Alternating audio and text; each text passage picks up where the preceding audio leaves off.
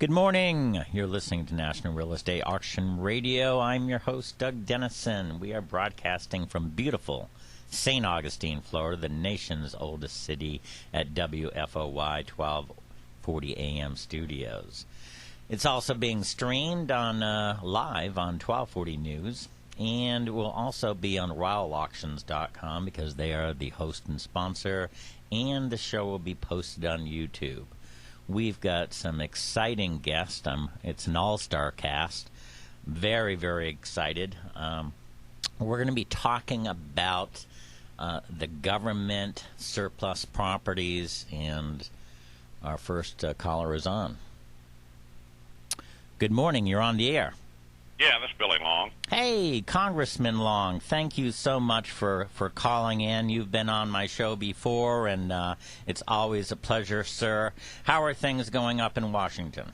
Well, finally, pretty good. We finally passed the Bipartisan Jobs Act yesterday. Hopefully it'll be a real relief to small businesses, cut out a lot of the regulations and red tape so that people can actually get folks back to work in this country, and it's one of the few bipartisan things we've done. About the only other bipartisan thing we'll do up here is we will ride the elevators together. But other than that, it's a pretty partisan place. Well, I'm hoping, as you are, we were up there, Tommy Ryle and myself were up there, and you graciously hosted us in your office and talked about the different things that are going around in Washington, and one of the things was this government surplus properties and right. and how it needs to be sold, help balance the budget. Tell us a little bit about that. Well, I'm actually a co-sponsor of that, and that's H.R. 1734, what we call this Civilian Property Realignment Act, and it allows for the sale of public property on the open market, hopefully talking auctions on a lot of this property, which would be the fairest and best way, and hand it over to the professionals to be sold. And it allows for the administrator, the general services, to prevent the sale of any land that would be suitable for a public park or recreation area, that type of thing. But there's just so much excess property sitting around office buildings and proposed office buildings, one sitting in California, one tract of land that's worth a fortune, just the land. And they've been talking about building a new courthouse on it forever, and it just sits vacant for 10, 15 years. And back in '09, which I guess 3 years ago, they estimated that the federal government spent $1.7 billion with a B dollars operating unnecessary buildings that are just mothballed buildings we don't need, vacant land, vacant buildings. So what this does is H.R. 1734, it creates a 9-member commission that'll go in and review the federal properties and recommend specific actions on which ones definitely need to be sold. Of course, we have high hopes that there'll be a bunch of them sold off, and it would require the commission to recommend the sale of at least $500 million in assets in the first 180 days of its operation. Well, that's very, very big and very, very important. And I thank you for being a co-sponsor. You are a past auctioneer and from the state of Missouri. Tell us about your business and how long you were an auctioneer, sir. I started out in the late 70s. If you remember, there was a guy named Jimmy Cotta that was president, and I was a realtor in those days. Interest rates were 16, 17, 18% on a home loan, and you couldn't give away a house. So I thought, well, why couldn't you figure out how to auction these? And went up to the Missouri Auction School in Kansas City and came back, and just like everybody else, started selling pots and pans and dishes and utensils and grandma's antiques, and worked my way up and started selling some real estate. And then by the end of my career, 30-some years later, finally the majority of our business was real estate auctions. So provided a real good living for my family over the years, and just kind of found my niche in the auction business. Well, you were also a radio announcer. Tell us about that, sir. That was another. I was kind of like Jerry Clower, if you remember the old country comedian. I kind of backed into show business. I advertised my auction business on the radio. We had a country music station there, and then it later turned to talk radio. And I would get real good response. The ads were very inexpensive on an AM radio station advertising my auction company. And my ads were always kind of colloquial. I'd just get on there and talk for 30 seconds or 60 seconds and always tell a story within my ads, and people caught on to it, and then they needed somebody to co-host the morning show, and I'd kind of mention half-jokingly one day that I might, come in and fill in one day if the guy got sick. Well, 10 days later, he went home and passed away at 58 years old, and they remembered I'd asked to try out, so they said, well, come in here, and we want to give you a shot next week, and we want you to do a week. And I'm like, a week? 5 days? I don't have enough material for 5 days. I just want to do a day. No, we need you to do the whole week. And then they tried out these other people. And being a local guy and knowing all the old streets and buildings and what used to be here and used to be there kind of helped me, I think. And I've got a fairly good sense of humor. I think people kind of appreciate it. And so they tried out several different people. And then the week turned into 3 weeks and 3 months and 3 years and 6 years. So I did it for 6 years, 3 hours every morning, Monday through Friday. So that really helped me in my run for Congress, too, was that name ID. The first time we did any polling to see what my name ID was, it was off the charts compared to two state senators I was running against and a prosecuting attorney from the largest county in the district. That you would have thought all those guys would have had better name ID than me, but people just don't realize how powerful radio is. Well, it is powerful, and I've been blessed to be on this show, and I've been doing radio for about 4 or 5 years, so I know how you feel. Listen, you have two great people that I've been working with in your office, Brett Funk and also Curtis Trent, so it's so important to have good people on your staff up there. Tell us how you got into politics and why you did it. I wanted to do this originally back in the 90s when this congressional seat came open. As a practical matter, unless it's an open seat, it's very, very tough to unseat an incumbent.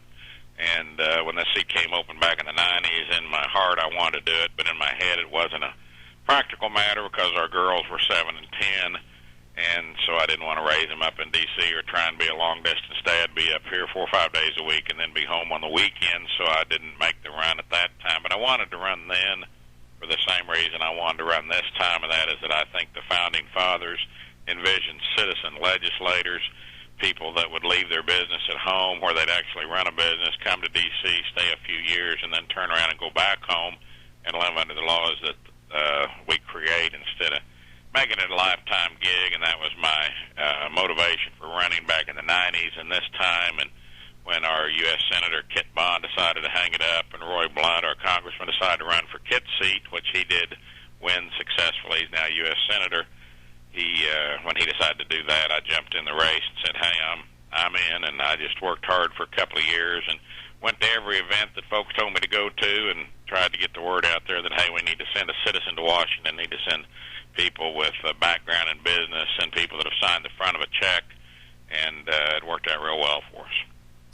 Well, we talked a little bit about auctions in your auction past. Tell us, you've been a big supporter of the National Auctioneers Association. Give us some idea why auctions are good for government sales. Well, they absolutely need to be. Any government sale, I push every day to have them sold at public auction. Back in the RTC days, they did that. They hired auction companies to come in, and they're professionals. They know what they're doing. They know how to market, how to advertise. And the fallacy, of course, with any auctioneer, you go to an event here of an evening, if they maybe have a reception downstairs or the Farmers Bureau's in town or the Independent Insurance Agency or whatever it is, and as soon as I walk in the room, everybody says, oh, here's the congressman that's an auctioneer. Hey, let us hear you auction. They always want you to auction, and I'm always like, this guy over there in the corner, he's also a congressman, but he happens to be a brain surgeon. You wouldn't want to see him perform his trade right here, would you? So people think that fast talking's all there is to auctioneering, and that's just a complete fallacy. The marketing, the preparation, knowing who to reach out to, how to get a big crowd there.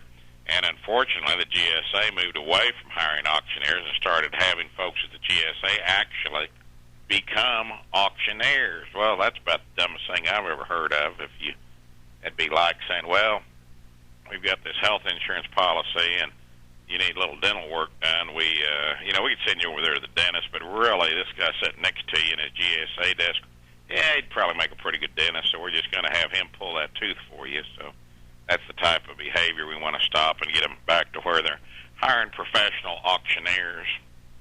Well, I of course agree with that, and hopefully private sector auctioneers, professional auctioneers can work with the GSA to do auctions. It's very important to get these properties off the books because they're terrible for the taxpayer, because besides the fact that not doing anything, and they're a blight certainly in different areas and hurt the area because they're abandoned and sometimes for many houses and drug houses and for many years.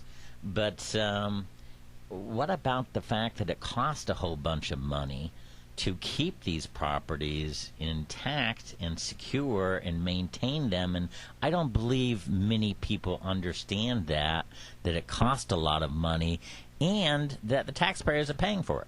Well, just like your granddad taught you, you're just throwing good money after bad, and that's those things. They served a purpose. They had their day, but maybe it was an office building in a part of town that had 180 employees, and now that agency has moved across town, and they have 3,600 employees.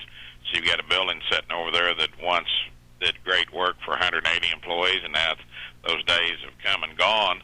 Some buildings last forever, and others don't, and the ones that don't are the ones that are sitting around. And also, like I said, out there in California, we're sitting on a very valuable piece of ground that they've been trying to build a federal courthouse in the Los Angeles area forever.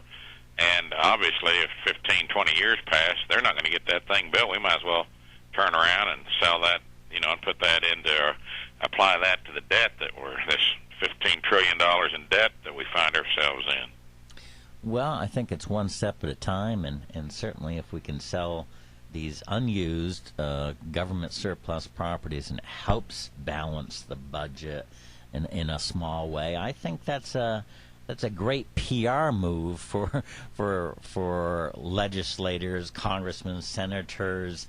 How are you guys? I know you said that it wasn't working well together, but is there any hope for the future as far as the There is actually hope on this bill. I'm not going to say that it's, we do see light at the end of the tunnel on it, but, we're not sure if that's daylight or whether that's a train coming the other way.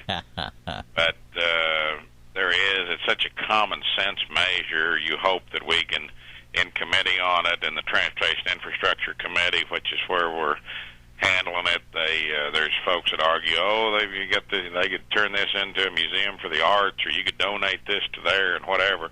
But hopefully we can get it through the Senate, get the president to sign it, and get some auctioneers out there rattling this stuff off. Well, again, I want to thank you so much for coming on the show. If you could give some of us voters and citizens some advice, what can we do? We feel like we're helpless, and how can we do something to assist you and assist the good bills and tell basically legislators that they need to get together, whether they're Democrats or Republicans, for the betterment of the country? How do we do that as just a regular old voter? The best way to do it is get involved in the political side of the game, because this year in particular, like any presidential election year, there's very, very little legislation that's going to pass or anything get done this year. It's going to be all pointed towards that November date, to where either we leave the Senate in the hands of the Democrats and we leave the White House in the hands of the Democrats, or whether we turn it to the Republicans. So depending on what side of the equation you're on, if you're a Republican, and let's say you're a Republican that lives in a very Democratic district, and you'll never have a Republican congressman, you'll never have a Republican senator, but you can get involved with the national party and help make calls. I know when Scott Brown was running for Ted Kennedy's old seat, there was people in Missouri that were calling from their home for Scott Brown in Massachusetts, making calls, encouraging people to get out the vote. So you can really work in your party. Same goes for the Democrats. If you have Democrat listeners and they know they're in a heavily Republican area and their congressman will never be a Democrat or senator and they want to work for the Democrats, but I would just suggest getting involved with the party this year in particular, because if we can pick up the Senate and pick up the White House, then we can actually start getting serious about cutting down on this runaway spending. And, of course, so much of what we spend are mandatory spending on Social Security, Medicare, Medicaid. That takes up over half of our entire budget before we spend on anything else. So we just need more like-minded people up here that know that we can't run around with $15 trillion debt millstone around our neck. Hey, I'm going to have to get off here. Yep. I appreciate